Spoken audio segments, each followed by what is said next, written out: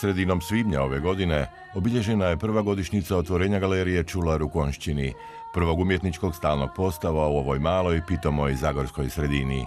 Dio je to važnog i realiziranog projekta prihvaćene donacije dijela likovnog opusa jednog od naših najznačajnijih kipara i slikara Zlatka Čulara, smještenog u sjajno prilagođenom prostoru renovirane stare škole u Donjoj Konjšćini, koji je oblikovao arhitekt Mario Beusan, a koji također potpisuje i likovni postav izložbe. Na obilježavanju prve godišnjice galerije, Zlatko Čular je žiteljima Konjšćine donirao još jedan svoj rad.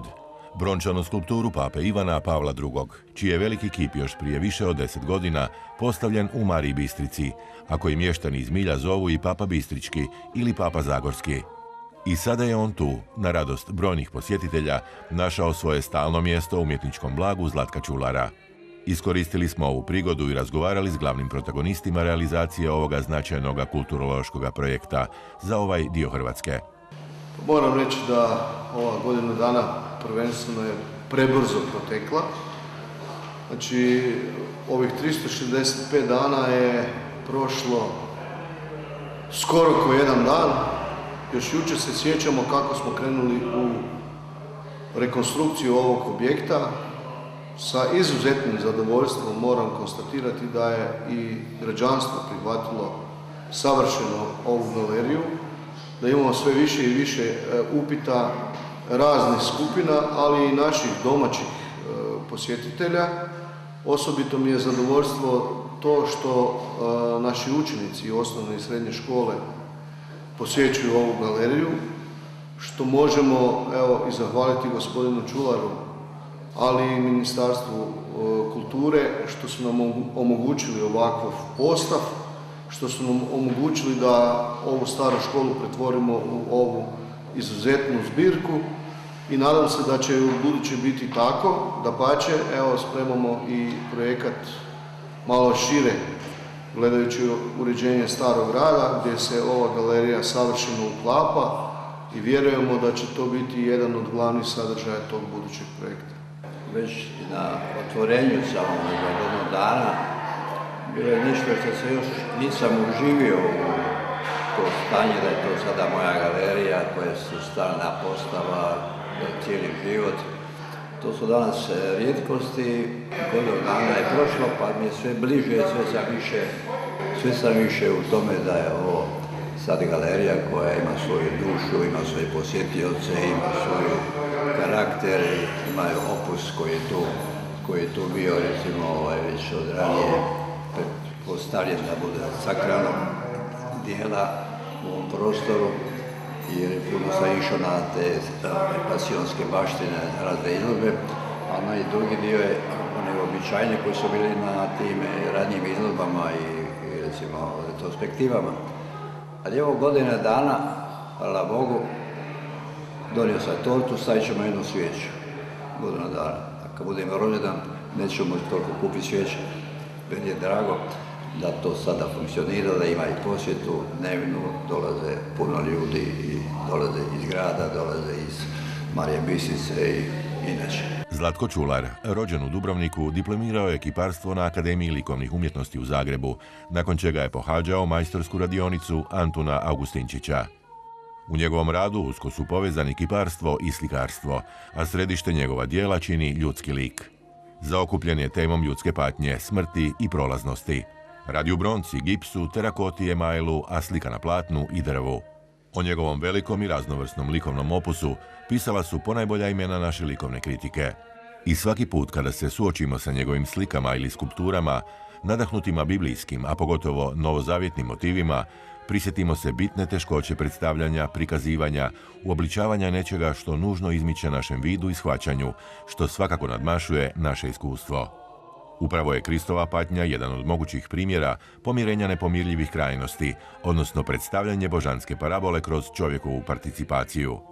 A putem patije, sućuti i svojevrsne identifikacije s patničkim, umirućim i mrtvim bogočovjekom, traži uvijek iznova i povremeno nalazi odgovarajuće vidove ekspresivnog odgovora, kreativnog izraza rubnih situacija i graničnih stanja.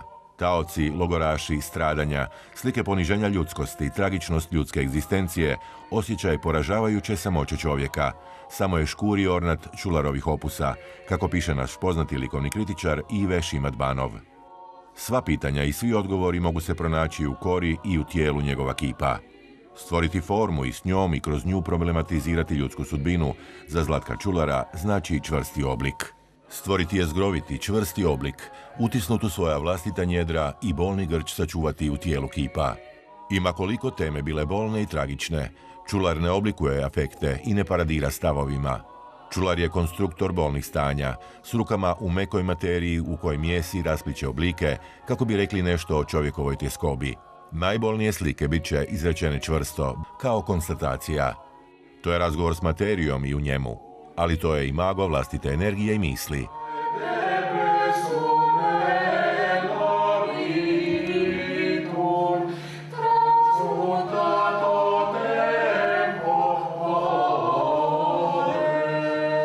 U temu raspeća, kako je još davno pisao akademik Tonko Marojević, Zlatko Čular ulazi s ulogom vlastitog dugogodišnjeg bavljenja ljudskim stradanjem, dramom tjelesnosti i ekstazom umiranja.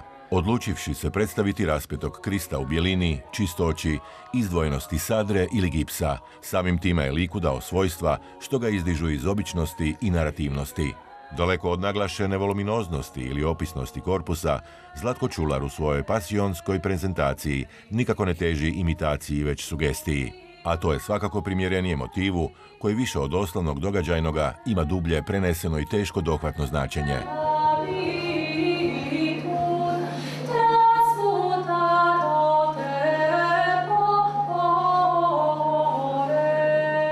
U svakom slučaju ovo je jedan iznimno zanimljiv, vrijedan, kulturološki vrijedan projekt. To sam i prošle godine govorio na samom otvaranju izložbe, odnosno ove galerije. Iako moram priznati da sam bio pomalo skeptičan